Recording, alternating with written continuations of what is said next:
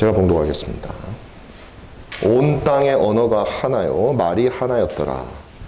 이에 그들이 동방으로 옮기다가 시날 평지를 만나 거기 거류하며 서로 말하되 자 벽돌을 만들어 견고히 굽자 하고 이에 벽돌로 돌을 대신하며 엽총으로 진흙을 대신하고 또 말하되 자 성읍과 탑을 건설하여 그 탑과 하늘에 닿게 하여 우리 이름을 내고 온 지면에 흩어짐을 면하자 하였더니 여호와께서 사람들이 건설하는 그 성읍과 탑을 보려고 내려오셨더라. 여호와께서 이르시되 우리가 한 족속이요 언어도 하나이므로 이같이 시작하였으니 이후로는 그 하고자 하는 일을 막을 수 없으리로다. 자 우리가 내려가서 거기서 그들을 혼잡하게 하여 그들이 서로 알아듣지 못하게 하자 하시고 여호와께서 거기서 그들을 온 지면에 흩으셨으므로 그들이 그 도시를 건설하기를 그쳤더라. 그러므로 그 이름을 바벨이라 하니 이는 여호와께서 거기서 온 땅의 언어를 혼잡하게 하셨음이니라. 여호와께서 온 지면에 흩으셨더라. 아멘. 지난 시간에 저는 여러분들에게 하나님께서 창세기 1장 28절에서 우리에게 인간에게 약속하셨던 땅에 충만하고 번성하고 그 다음에 땅을 정복하라라고 하는 이 메시지가 노아의 홍수로 인해서 실패하는 것처럼 보였지만 그러나 하나님께서는 실패하는 법이 우리 눈에 보이는 것과는 다르게 역사하시는 하나님이라고 우리가 했잖아요. 당신의 약속은 결코 실패하는 법이 없다. 그래서 가만 보면 10장이죠. 노아의 세 아들에게서 온 민족이 땅에 가득하여지는 모습을 보여주고 있는 겁니다. 그건 일부러 그렇게 보여주는 거죠. 하나님의 약속은 실패하지 않는다는 겁니다. 우리가 보는 거하고 우리가 느끼는 거하고 하나님께서 약속하신 거는 다를 수 있다는 거예요. 그때는 우리는 뭘 믿어야 되냐면 우리의 느낌이 아니라 하나님의 약속을 믿어야 되는 겁니다. 그래서 여러분 신자라고 하는 것은 그리고 소위 말하면 믿음이 좋은 신자라고 하는 건 뭐냐면요. 약속을 알아야 돼요. 하나님이 뭘 약속했는지 알아야 믿죠. 그걸 알아야 뭐 믿음을 지키든지 뭐 버리든지 할 텐데 그 약속을 모르면 믿음이 없는 겁니다. 약속을 모르면 뭐 붙들 게 없는데요. 그래서 우리가 성경이 무엇이고 성경이 여러분들에게 무엇을 약속하고 있는지 하나님께서 우리에게 무엇을 약속하고 있는지를 정확하게 알아야 돼요.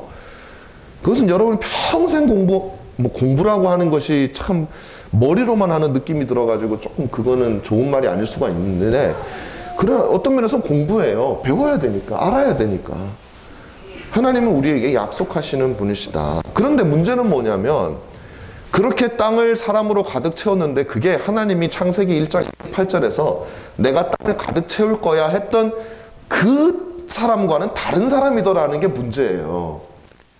그때는 아담 하나님의 형상을 닮은 거룩한 하나님의 백성으로 땅을 가득 차라라는 얘기인데 지금 가득 찬 인간들은 어떤 인간이냐면 그런 사람들이 아닌 거죠.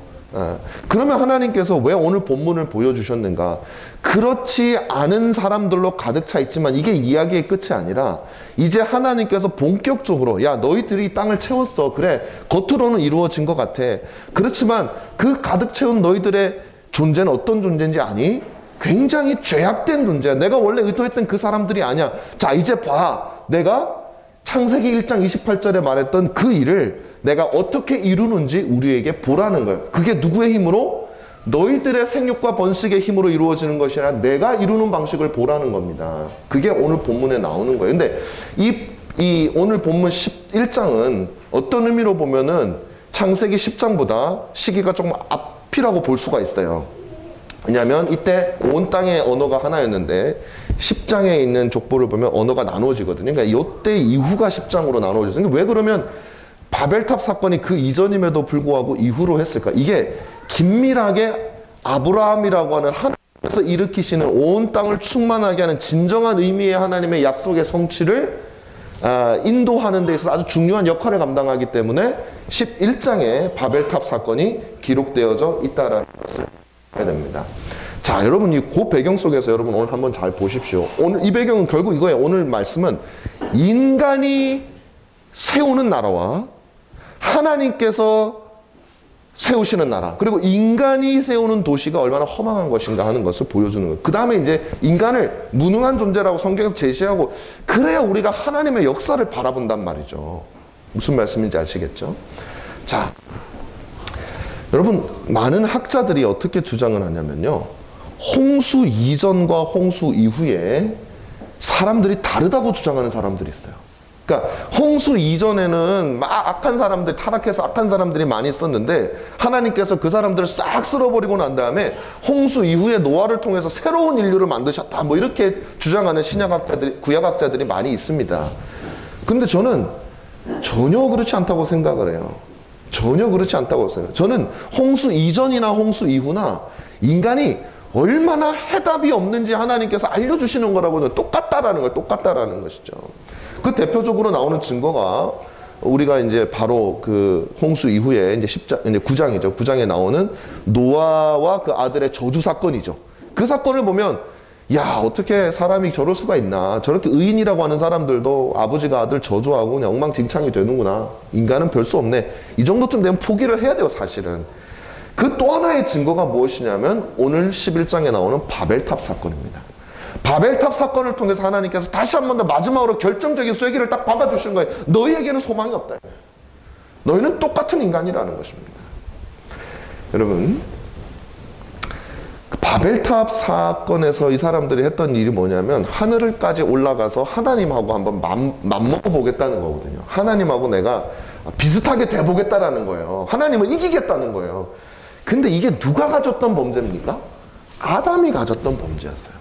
아담이 하나님처럼 되리라라는 뱀의 말을 듣고 죄를 범했잖아요. 근데 이 사람들이 하는 짓이 똑같단 말이에요.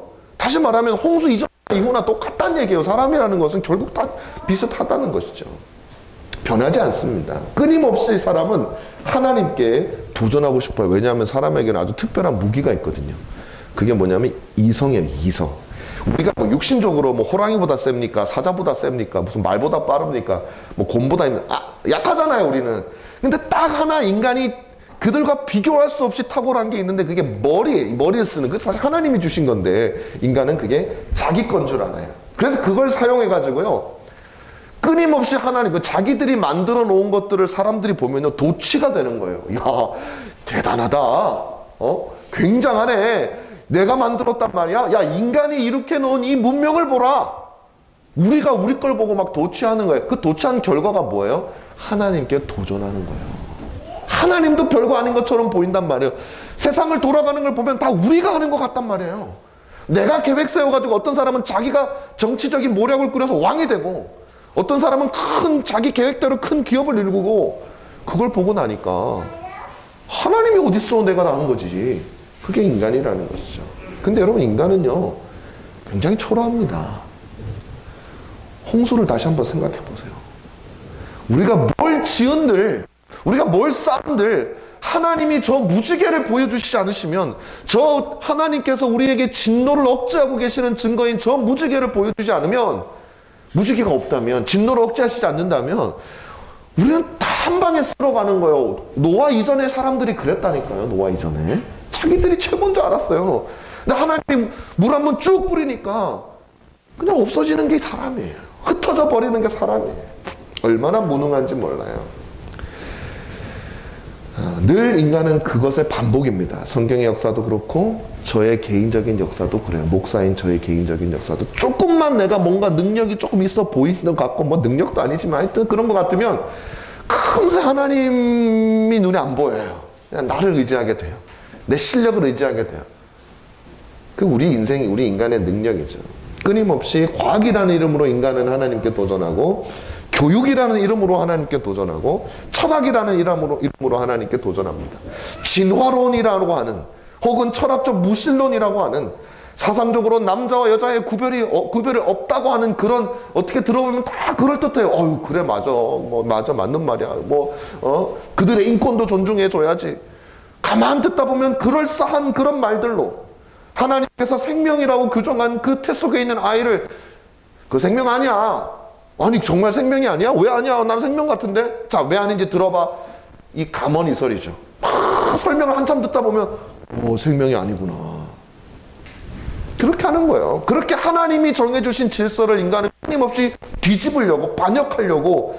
그러니까 하나님이 우리에게 주신 가장 탁월한 하나님의 속성을 닮은 것 중에 하나인 이성을 사용해서 그 하나님을 무너뜨리려고 해온 것이 인간의 역사다 말이에요. 제가 이것을 강조하는 데에는 이건 그만큼 우리가 잘 까먹기 때문에 그래요. 지독하게 잘 까먹어요. 우리가 죄인이고 우리가 하나님께 반역하는 존재고 이거를 듣기 싫고 일단 별로 재미없잖아요. 그렇게 자꾸 그러니까 듣기 싫은 거 사람들 잘 까먹어요. 우리 본능이 그렇게 작용하는 거예요. 그래서 성경은 11장까지 그 얘기를 하고 있는 거예요. 제발 까먹지 마라. 내가 이제 앞으로 성경 쓸 때 이 11장까지 내가 이 정도 했으면 니들은 이제 할 말 없어. 까먹었어요. 뭐 이러면 하나님이 강조를 안 하셨잖아요. 야, 이 이상 어떻게 강조하냐? 이 얘기예요, 하나님께서 지금. 각 개인도 마찬가지죠. 이 세상이 단합된 힘으로 하나님을 대적한다면 각 개인은 이 세상이 만들어 놓은 철학적 기초라든지 큰 하나님에 대한 대적하는 그 틀 위에서 각 개인은 자신의 삶 속에서 하나님의 자리를 발소해 나가기 시작합니다. 세상은 과학과 철학의 이름으로 하나님을 제거할 수 있는 기초를 마련해주고 각 개인은 그 기초에 힘입어서 걱정 안 하고 하나님을 무시하면서 살아가는 사람들로 넘쳐나는 것이 오늘 이 세상에. 그들의 세계에는 하나님이 없어요. 하나님이 없어도 우리 인간 만들어 놓은 세계는 잘 돌아가는 것처럼 보여요. 정말 그럴까요? 정말 이 세계는 잘 돌아가고 있는 것일까요? 하나님이 없이도 잘 돌아갈 수가 있을까요? 인간이 이룩한 문명과 과학과 사상은 정말로 인간을 복되게 하고 있을까요? 이 세상을? 정말로 인류를 구원할 능력과 힘이 인간이 그렇게 믿고 붙드는 과학에 있는 것일까요? 가끔 영화 보면 그런 거 많이 나오잖아요. 막 지구가 막 멸망하려고 그러면 그 과학자들이 모여가지고 막 최고의 로켓을 만들어서 우주를 가서 인간을 구원할 뭐 탐사를 인터스텔라 같은 영화 보면 막 탐사하러 가고 그런 걸 보면 우리는 야, 저 과학이 대단한 것이구나 라고 생각을 해요. 근데 그 영화 혹시 여러분 보셨는지 모르겠어요. 그 지구를 망쳐놓은 게 과학이에요. 과학 때문에 지구가 다 망가져가지고요. 그 과학으로 지금 다른 별에다가 이제 지구를 건설하기 위해서 찾아 나가는 거예요. 여러분, 과학이 우리를 행복하게 하고 있는 게 맞습니까? 우리 영혼은요? 우리 육신은 좀 행복하게 할 수 있다면 우리 영혼은요? 과학이 우리 영혼을 행복하게 하고 있나요? 우리의 영원한 운명을 행복하게 만들어 가고 있습니까? 사람들은 하나님을 믿지 않아요. 하지만 그들은 자신의 강함을 믿고 그렇게 하는데 자신이 얼마나 연약한 존재인지 깨닫게 될 거예요. 하나님은 이것을 우리 삶을 통해서 알려주시는 겁니다. 여러분의 인생을 한번 잘 돌이켜보세요. 아직까지 여기는 아주 연세가 많은 분은 안 계시기 때문에 아마 잘 생각이 안 나실 수 있어요. 주로 이제 뭐 중장년, 그 다음에 노년초 뭐 이 정도인데, 예, 제가 한 분을 소개를 해드리려고 그래요. 여러분, 이어령 박사라고 하시는 분을 아시죠? 우리나라 초대 문화부 장관이었고 뭐 문학평론가라고도 하기도 하고. 근데 그분의 좀 대표적인 특징 중에 하나가 지성인이라는 이름에 굉장히 걸맞는, 그러니까 대한민국의 최고의 지성인 중에 한 명으로 존경을 많이 받죠. 대 교수도. 그 이어령 씨가 지금 88세세요. 88세 세월이면. 근데 이분이 참 저는 개인적으로 이제 그분이 이제 몇 년 전에 이제 예수님을 믿었다고 하는데 정말 그가 핵심이었는지 잘 모르겠어요. 아직까지 그 얘기로만 들어서. 근데 어쨌든 그 따님이 목사님이셨는데 이제 돌아가셨어요. 그 과정 속에서 이제 회심을 했다고 이렇게 얘기는 들었습니다. 근데 어쨌든 그분이 지금 이제 췌장암에 걸려 계셔서 생이 얼마 남지 않았다 그래요. 그런데 그분이 이제 최근에 한 그 언론사하고 인터뷰를 했는데 그 인터뷰를 제가 읽다가 조금 기억에 남는 말이 몇 가지가 있어서 여러분을 좀 소개를 해드리려고 그래요. 그 내용 중에 그대로 제가 옮겨보겠습니다. 이렇게 적혀 있어요. 암 투병 중인 노학자가 마루에 쪼그려 앉아 발톱을 깎다가 눈물 한 방울을 툭 떨어뜨렸다. 멍들고 이즈러져 사라지다시피 한 새끼 발톱. 그 가여운 발가락을 보고 있자니 회한이 밀려왔다. 이 무겁고 미련한 몸뚱이를 짊어지고 80년을 달려오느라 네가 얼마나 힘들었느냐. 나는 왜 이제야 너의 존재를 발견한 것이냐. 이렇게 말했다. 자, 한때 한국 지성의 상징이고 말씀드린 대로 많은 사람의 존중을 받았고 많은 사람이 그분을 우러러 봤고 어떤 면에서는 그분이 하고자 하면 뭐 다 할 수는 없었겠지만 많은 것들을 할 수 있는 이 세상이 우리나라의 문화부 장관을 했으니까 얼마나 쓸모 있는 사람이었어요. 얼마나 한때는 쓸모 있는 사람이었었습니까? 누구나 우러러 보는 사람 중에 한 사람이었죠. 그런 분이 뭐라고 얘기를 하냐면 이 회한이라는 단어를 써요. 회한이 밀려왔다. 이 발가락, 막 발톱이 뭉개져 있는 모습을 보니까 88년 동안 나를 짊어지고 사느라고 너가 그렇게 고생을 했는데 내가 너를 봤다, 이제 봤다. 그러면서 회한이 밀려왔다. 근데 회한이 뭐냐면요. 우리가 쓰는 말은 회한이라는 말은 뉘우치고 한탄한다는 말이에요. 그러니까 나는 그 발톱을 보면서 이분이 뭘 뉘우치고 뭘 한탄했는지는 잘 모르겠어요. 근데 저는 어떻게 추측을 하냐면 맞든 틀리든 저는 그렇게 생각을 해요. 이 무겁고 미련한 몸뚱이라는 표현을 쓰는 걸로 봐서 자신의 육신을 평생의 대부분을 이 육신을 위해서 살아왔고 하나님이 없다고 생각하면서 살아왔던 이 몸뚱이를 80년 동안 지탱하느라고 너 참 고생 많았다. 쓸모없는 몸뚱이, 쓸모없는 몸뚱이. 이 말이 굉장히 충격적인 말이죠. 그분이 쓸모없는 몸뚱이가 맞나요? 젊을 때 그렇게 생각 안 했어요. 안 했을 거예요. 나만큼 쓸모 있는 사람이 어딨어? 라고 아마 생각을 했을 거예요. 그런데 그분이 계속해서 뭐라고 얘기하냐면 이렇게 말합니다. 늙은이 춤을 출 수 있나? 남을 대신에 노동을 할 수 있나? 늙고 병든 내가 오늘 하루를 살아냈기에 할 수 있는 것이 회한의 눈물이 담긴 시 한 줄 뿐이다. 여기서도 회한이 나와요. 회한이 나와.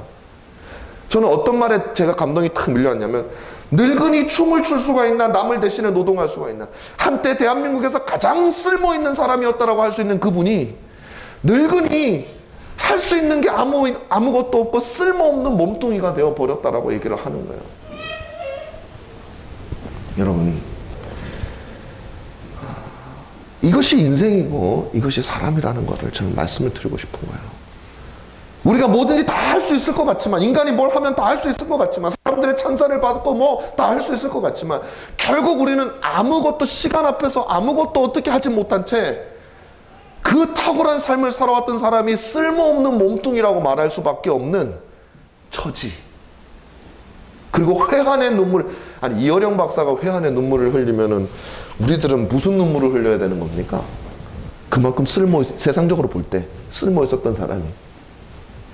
여러분, 이것이 인생이고 이것이 인간의 운명이에요. 오늘 바벨탑 사건은 우리에게 이 놀라운 사실을 알려주는 거죠. 하나님은 의도적으로 여기에 배치하셨다고 저는 생각을 해요. 다시 자신의 연약함을 잃어버린 인류, 홍수를 잊어버린 인류는 교만이 극에 달하기 시작한 거예요. 그들은 무지개가 떠도 어느 순간부터 무지개를 쳐다보지도 않고 그 무지개를 보며 하나님의 언약을 기억하지도 않았어요. 아무 생각을 하지 않았어요. 왜냐하면 그것을 생각할 틈이 없었어요. 왜냐하면 자신이 건설한 문화를 창출해 나가야 되는 너무 바빴어요. 세상 일을 하는데 인간이.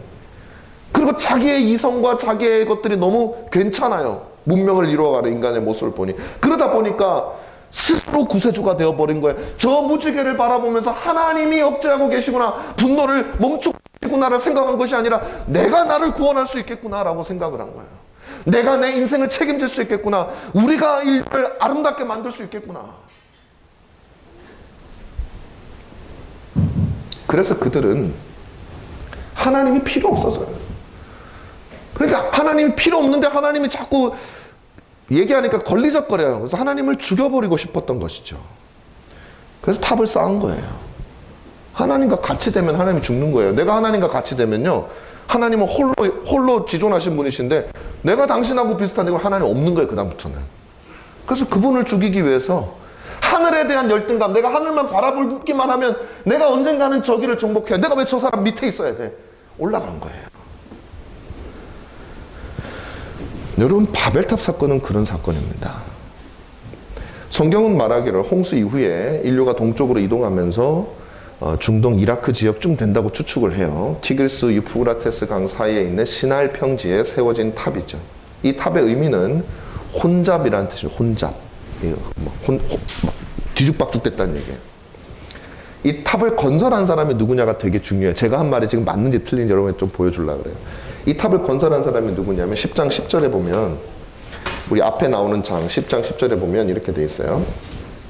제가 읽을게요.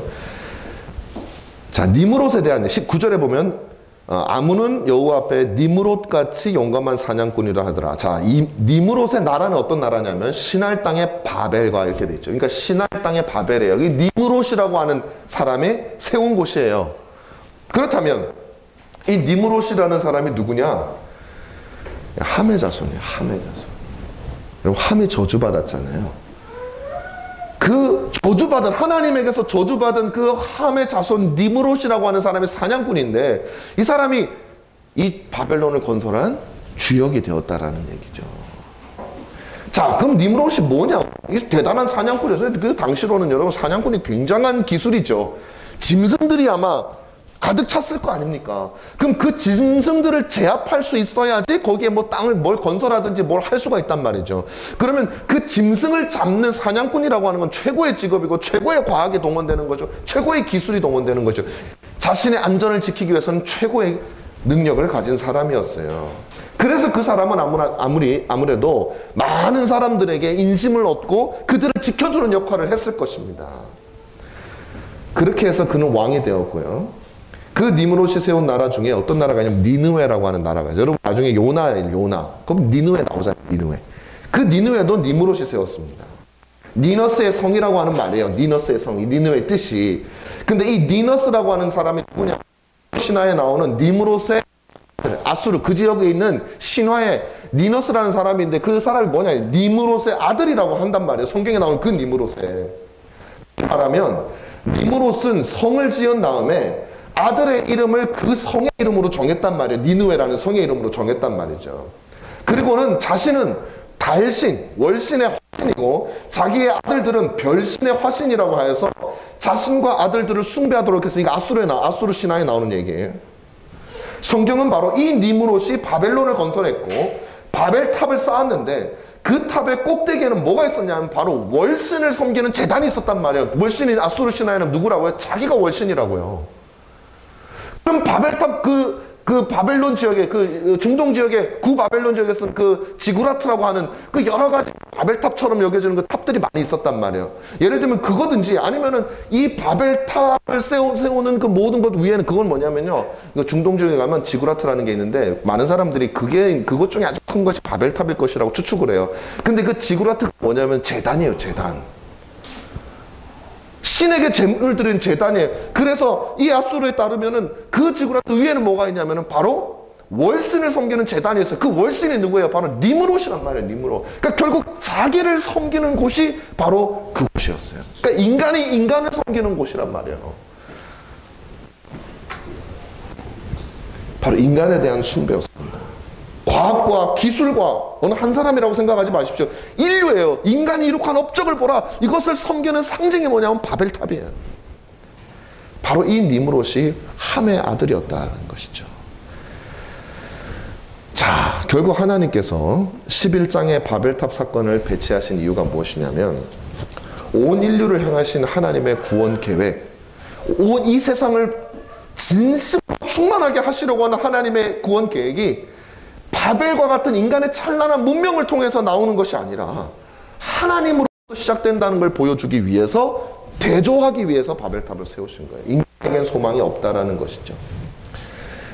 자, 그 다음에 하나님께서는 이렇게 바벨탑 사건 이후에 어떤 일을 하시냐면 한 사람을 선택하시는 작업을 하시는 거예요. 제가 여러분 성경에 중요하게 큰 줄기를 말씀드리는 겁니다.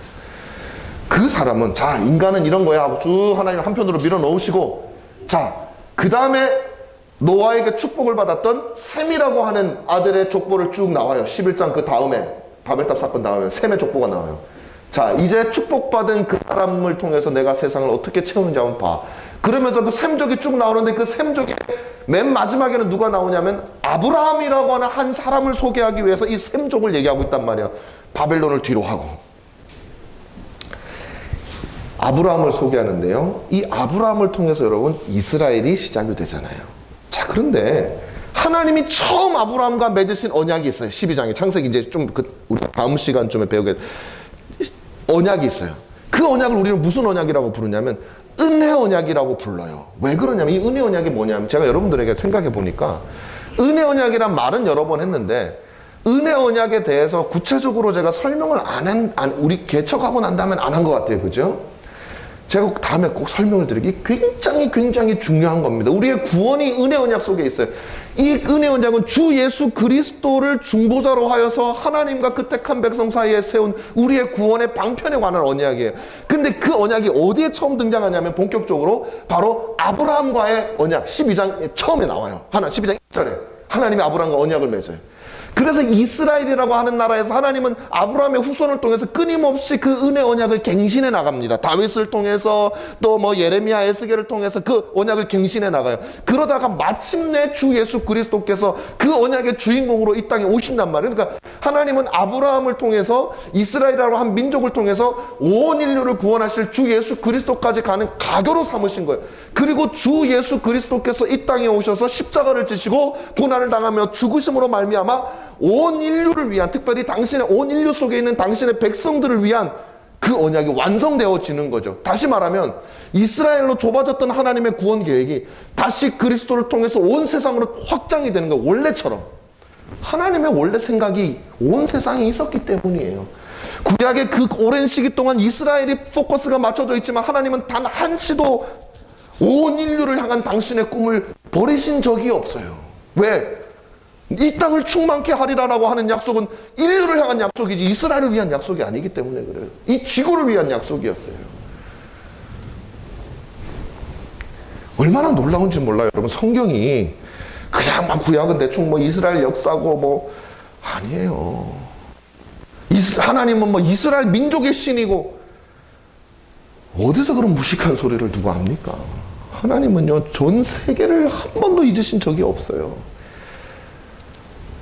자, 그렇다면 오늘 이제 말씀을 뭐 정리해 나가야 되니까요. 두 가지로 바벨탑 사건의 의미를 두 가지로 좀 살펴보고 마치도록 하겠습니다. 첫 번째로는 이 바벨탑은요 사람들이 자신의 안전을 위해서 지은 겁니다. 자신의 안전을 위해서. 그들은 생각하기를 사람들이 뭉쳐 있으면은 무엇이든지 할 수 있다고 생각을 했어요. 처음에는 좀 연약하다고 생각을 했어요, 자기네들이. 그래서 탑을 높이 쌓아서 그 탑이 보이는 것을 넘지 말고 그 이상을 넘어가지 말고 우리가 이 안에서 모여 살자. 우리가 모여 살면 안전하지 않냐. 혼자 살면 짐승이 덮쳐도 안 되고 안 되지만 우리가 모여 살면 안전할 것 같아. 좀 살 수 있을 것 같아. 그렇게 했던 것이죠. 그래서 니므롯이 그런 사람들의 마음을 이용해 가지고요 권력을 찬탈을 하게 된 거예요. 그래서 자기 안전을 위해서 나라를 짓기 시작한 겁니다. 어느 나라든지 왕들은 자기 안전이 제일 중요하죠. 북한 같은 나라도 그렇고요. 하나님께 의존한 삶이 안전한 것이 아니라 자기들끼리 모여 살면 안전하다고 생각을 했단 말이에요. 내가 뭔가를 하면 우리들끼리 뭘 하면 되겠다라는 생각, 우리의 지혜를 합치면 뭔가 되겠다고 생각을 한 거예요.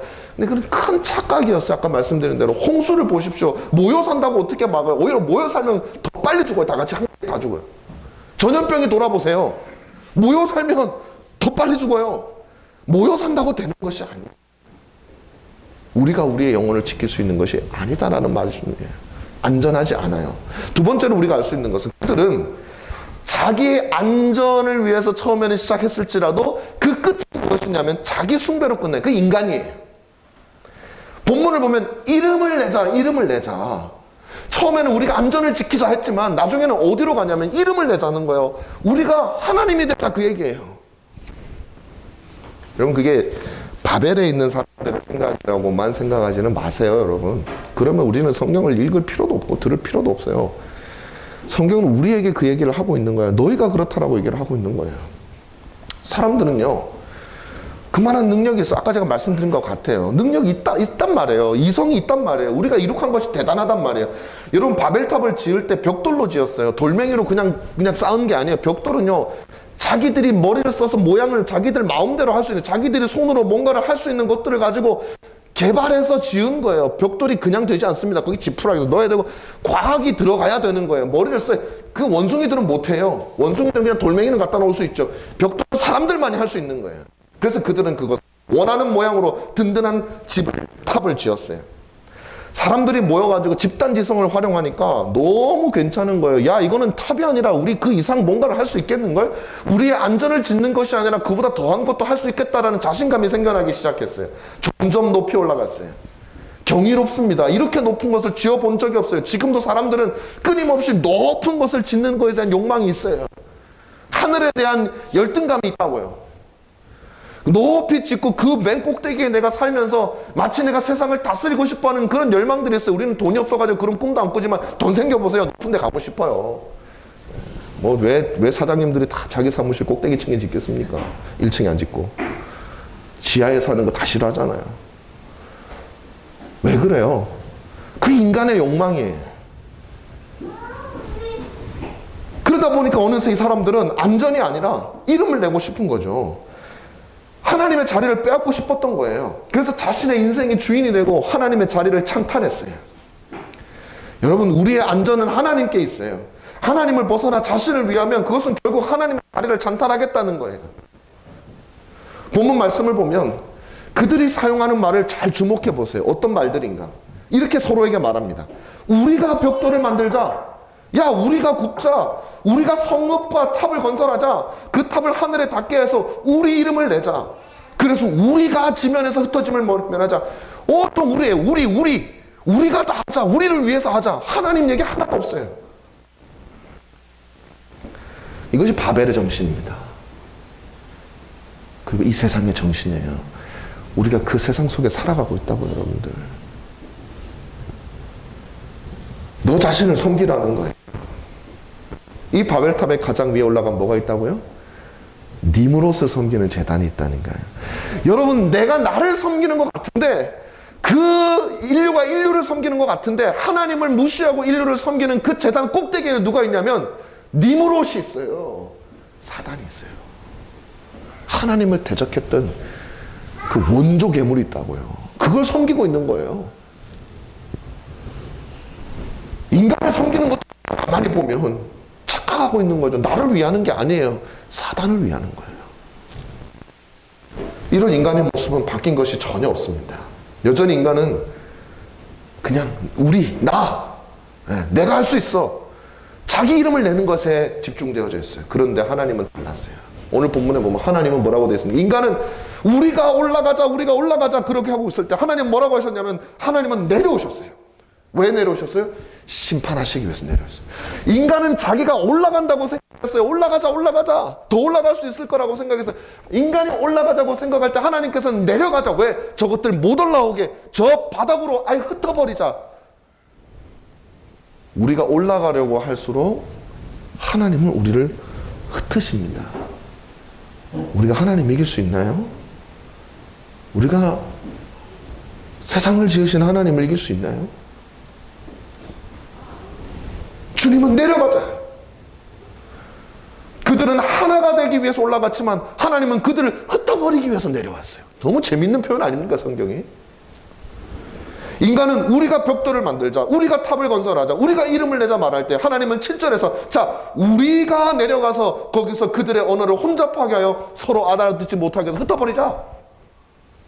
둘 다 우리가, 인간 우리가 있고요, 삼위일체 하나님 우리가 있어요. 인간의 우리를 깨버리기 위해서 하나님은 일부러 우리가라는 말을 쓰신다고 저는 생각을 해요. 우리? 그래, 참 좋은 말이다. 우리? 그래, 너희들 우리가 해봐. 우리가 내려가서 그것을 흩어버리리라. 우리에게는 소망이 없다는 거예요. 인간의 우리는 하나님의 우리에 의해서 박살날 것입니다. 그리고 그 상징이 바벨탑이에요. 우리는 바벨탑을 보아야 돼요. 오늘 우리는 최첨단의 시대를 살아가고 있어요. 말씀을 맺으려고 그래요. 우리 시대의 정신은 무엇이에요? 바로 우리가 지킨다는 거예요. 우리가 나를 지킨다는 거예요. 이 세상이, 인간이 이룩한 문명이 우리를 지킨다는 거예요. 달도 가고 목성도 가고 평균 수명도 길어지고 어떻게 보면 못 고치는 질병도 없는 것 같아요. 근데 사실 이번에 이런 교만이 많이 깨졌어요. 그죠? 예. 근데 또 백신을 만들고 나니까 또 인간이 더 교만해질지 모르겠어요. 그 경고를 못 받아들이고 이제 우리가 또 무슨 질병을 다 이길 수 있겠구나 그렇게 생각할지 모르겠어요. 그렇지 않습니다. 하나님의 자리를 사람들은 넘보고 있어요. 이러한 생각의 중심에 뭐가 있습니까? 우리가 우리의 미래를 개척한다는 거예요. 내가 내 가정의 미래를, 내가 내 인생의 미래를 개척한다는 거예요. 나에게 달려있다는 거예요. 내가 내 안전을 보장한다는 거예요. 이것이 이 세상뿐만이 아니라 우리 신자들의 마음에도 똑같이 있는 것이죠. 우리 신자들의 마음에 두 가지의 바벨의 심정이 새겨져 있습니다. 저나 여러분이나 모두는 죄인이기 때문에 바벨의 의미가 우리 안에 두 가지가 있어요. 그건 첫 번째 말씀드린 대로 내가 내 미래를 개척한다는 거예요. 내가 내 안전을 보장한다는 거예요. 예수를 믿으면서도 우리는 그런 생각을 한다니까요. 하나님은 도와주실 뿐이지 내 인생의 주인공은 나예요. 내가 힘이 없을 때는 하나님이 그냥 확 끌어줬으면 좋겠지만 내가 힘이 조금만 생기면 뒤로 가쇼. 이거 누가 부인할 수 있어요? 만약에 그게 아니라면요, 우리는 절절히 새벽마다 기도하지 않고는 견딜 수 없을 거예요. 왜? 내 인생 내가 하지 못하기 때문에 하나님 은혜 없으면 못 살거든요. 그러나 우리가 무슨 짓을 해도 돈으로, 집으로, 명성으로 뭘 쌓아도 하나님이 한번 내려오셔서 흩어버리면 그냥 흩어져 버립니다. 혼잡하게 됩니다. 우리의 인생이. 지금은 좀 혼잡할지라도 여러분이 하나님을 의지하고 쌓아나가시면 여러분의 영혼은 결코 혼잡해지지 않을 거예요. 또 우리 마음에 있는 한 가지, 내 이름을 내고자 하는 것이에요. 모든 일에 내가 주인공이에요. 처음에는 살기 위해서 어쩔 수 없이 그렇게 됐다고 말하지만 어느 순간부터 내가 하나님이 되고 싶어 하는 거예요. 내 명예, 사람들의 인정, 교회에서나 세상에서나 결국 하나님의 자리까지도 어느덧 내가 그 탑 꼭대기에 내 이름이 올라가 있는 거예요. 이처럼 우리는 각자 바벨탑을 쌓아서 하늘에 이르려고 합니다. 우리는 여전히 그런 마음을 품고 살아갑니다. 그는 우리를 보시고 하나님께서 내려오실 겁니다. 반드시 내려오실 겁니다. 우리가 높이 올라가려고 할수록, 우리가 우리 자신을 지키려고 하면 할수록 하나님은 내려오셔서 우리를 흩어버리실 거예요. 그날이 반드시 올 겁니다. 우리가 내려가서 저들을 심판하는 반드시 올 거예요. 이것이 성경이 말하는, 성경은 창세기부터 계시록까지 바벨론과 하나님의 왕국, 이 두 나라의 싸움으로 묘사해서 요한계시록 마지막에 가면 음녀 바벨론이 등장해요. 오늘 말하는 이 바벨론이요, 창세기에 등장하는 바벨론이 요한계시록 19장에 또 등장한다고요. 그 앞에 등장한다. 그리고 그 바벨론, 음녀 바벨론이 죽고 난 다음에 어린 양의 혼인잔치에 우리가 참여하게 되는 거예요. 이게 인류의 역사 전체에 걸쳐서 펼쳐질 일이고, 여러분이 태어나서 죽을 때까지 일어나는 두 왕국의 싸움이에요. 바벨론의 왕국과, 인간이 건설한 바벨론의 왕국과 하나님이 건설하시는 하나님의 나라의 싸움이 우리에게는 있다라는 사실 여러분 기억하십시오. 지금 여러모로 많은 분들이 어려우실 거예요. 누가 하나 예외가 아마 없을 겁니다. 뭐 아주 특별한 사람을 제외하고는. 그럴수록 우리는 더욱더 우리의 안전이 돈이나 명예나 사람들이 이룩한 어떤 것이나 거기에 있는 것이 아니라 우리의 안전이 하나님께 있다라는 사실을 기억해야 돼요. 기억해야 돼요. 그것이 단지 이 시기를 넘기기 위한 수단일 뿐만 아니라 그것이 우리 믿음의 내용이에요. 우리는 평생을 붙잡아야 될 믿음의 원리예요. 그러므로 사랑하는 여러분들께서 바벨탑을 높이 쌓지 마시고 우리가 올라가자 할 때마다 하나님은 우리가 내려가자 하실 테니, 하나님, 주님께서 다른 의미로 내려오셔서 나를 지켜주시고 또 오셨잖아요. 그리스도께서 나를 보호하여 주시고 내 모든 운명의 주인이 되어 주십시오 라고 고백하는 2021년, 여러분의 평생의 신앙생활에 있어서 한 획이 그어지는 그런 2021년 되기를 주님의 이름으로 축원합니다.